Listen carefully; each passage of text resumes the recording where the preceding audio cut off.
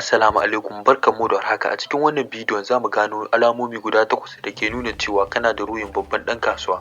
Akwai ɓangaren kasuwanci da dama da za a iya gudanar da su da kuma hanyoyi daban-daban na farawa, amma akwai abu ɗaya da duk manyan 'yan kasuwan duniya suke da iri guda, shine fikirar tunaninsu.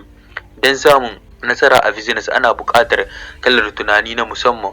Don sanin ko kalar tunaninka ya daidai da na Mark Zuckerberg ko Dangote, ku biyo mu don gano alamomi guda 8 da ke cewa kuna da ruhin babban ɗan kasuwa. Amma kafin nan ka tabbatar da cewa ka subscribe in tashar. Kasuwanci wani yanayi ne na fikirar tunani. Idan ma har yau da sauƙin yin suna a business ba a yi shi don kowa ba.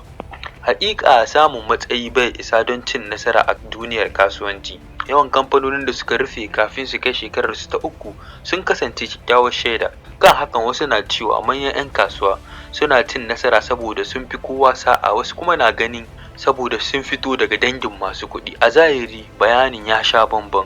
Abin da suka fi mai da hankali da shi shine lokaci. Lamba 1, ba ka son yin aiki saboda kuɗi. Alama ta farko da ke nuna cewa kuna da ruhin babban ɗan kasuwa ita ce kun daɗe da sanin cewa aikin albashi ba naku ba ne. Ba don kun raina ba, ba don kun karanta labaran da ke nuna cewa samun kwangila ta dindindin shine cikar mafarkin wani, amma saboda koyaushe kuna jin shi a cikin ƙololuwar zuciyarku. Masu ruhin kasuwanci ba sa jin kwanciyar hankali jiran albashi su kashe su kuma tsaya jiran wani. Hakan bai ba su sha'awa. Suna da buƙatar samun yanci gudanar da rayuwar. Aikin albashi kurkuku ne wanda ba zai yiwu su gudanar da rayuwarsu yadda suke so ba. Mutanen da suka yi nisa ba sa son ɓata rayuwarsu wajen yin aiki saboda kuɗi. Don kada su ɓata sai su yanke shawarar saka kuɗi ya yi musu aiki ta hanyar kafa business ɗinsu. Lamba 2, koyaushe kuna tunanin nesa. Mafi yawan mutane suna iya hango gajeren lokaci zuwa matsakaicin lokaci. Da sun gudanar da wani aiki suna son ganin riba nan take.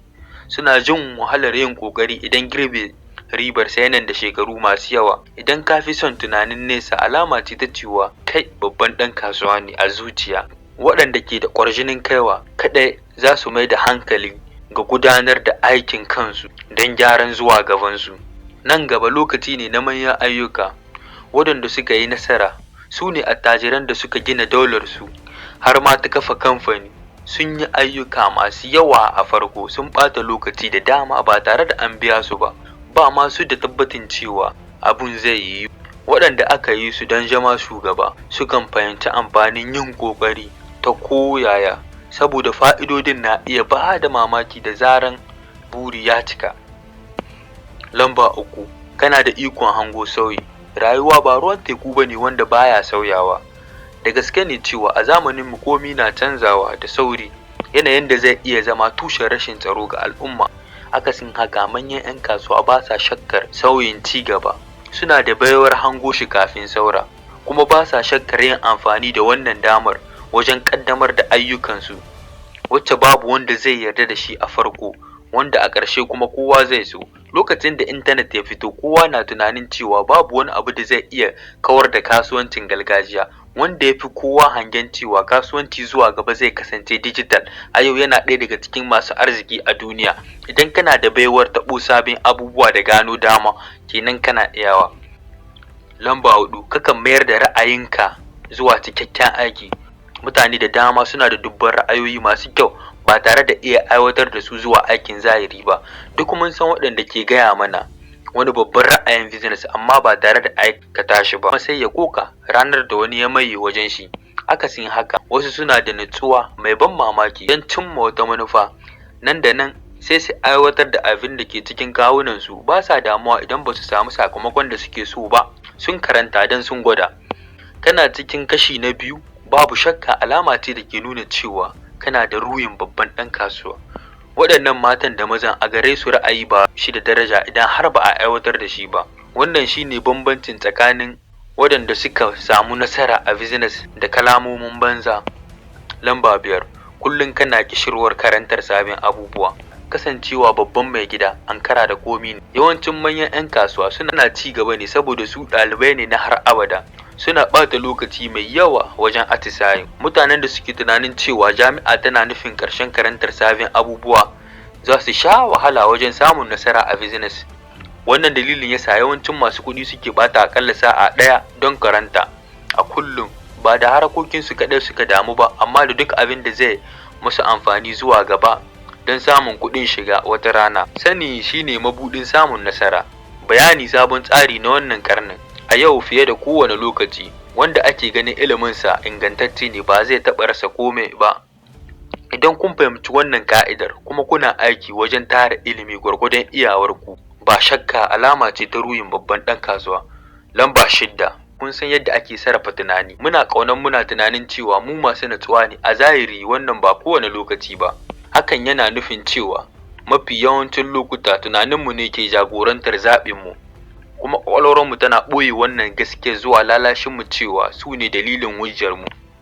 Matsalar shine rashin sarrafa tunani na iya haifar da koyon yanke mummunar shawara.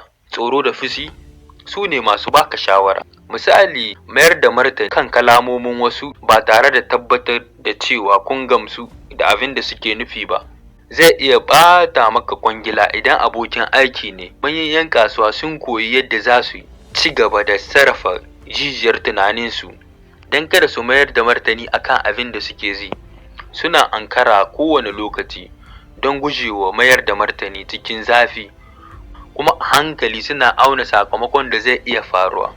Idan kuna iya rike kanku da sanyin kai cikin matsi, yana nufin cewa kafaɗinku sun yi ƙarfi sosai don farawa. Lamba 7. Za ku ga dama inda wasu ke ganin matsaloli. Ma'aikata da 'yan kasuwa yadda suke ganin duniya ya sha bamban. Inda na farkon yake ganin matsala ko takaici, sai na biyun ya rinka ganin wata dama ta samar da business mai haɓaka. Kuma muna iya cewa aikin shugaban business shine mayar da matsalolin wasu zuwa hanyoyin samar da kuɗin shiga.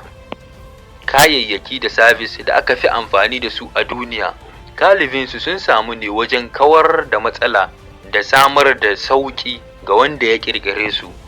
Wahalar samun ingantattun rigunan sanyi, matsalar gusawa da sauransu.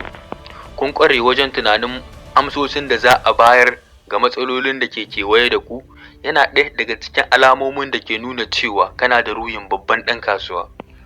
Lamba 8. Kuna son ƙirƙirar kima kuma ku kasance masu amfani ga wasu. Abin da ke haifar da bambanci tsakanin babban ɗan kasuwa da ɗan kasuwa shine hujjar da ke ƙarfafa su wajen farawa. Lokacin da damar samun kuɗi kawai ke jan hankalin 'yan kasuwa, babban ɗan kasuwa a cikin zuciyarsa yana son ƙirƙirar kima ga wasu. Yana son Allah ya bashi damar taimaka musu da kawo sauyi ga wani abu. Samun nasara a business yana buƙatar kyakkyawan yanayi don samun nasarar fahimta manufar kwastomomi, don yin tunani kamar su, don mafi gamsar da su. Idan wannan shine babban dalilin kafa business ɗinku, ina taya ku murna. Alama ce da ke nuna cewa kana da ruhin babban ɗan kasuwa. Yanzu kun san yadda waɗanda ke kafa masarautar kasuwancinsu zuwa ga cimma nasara ke tunani. Idan kun ga kanku a cikin wannan hoton da kyau, alama ce da ke nuna cewa kan da ruhin babban ɗan kasuwa, kuma a shirye kuke don farawa. Idan har yanzu kun rasa wasu maki, kun san wuraren da za ku inganta. Mun gode da like, ku yi share, musamman kar ku manta ku yi subscribe. Sai mun haɗu zuwa bidiyon mu ta gaba.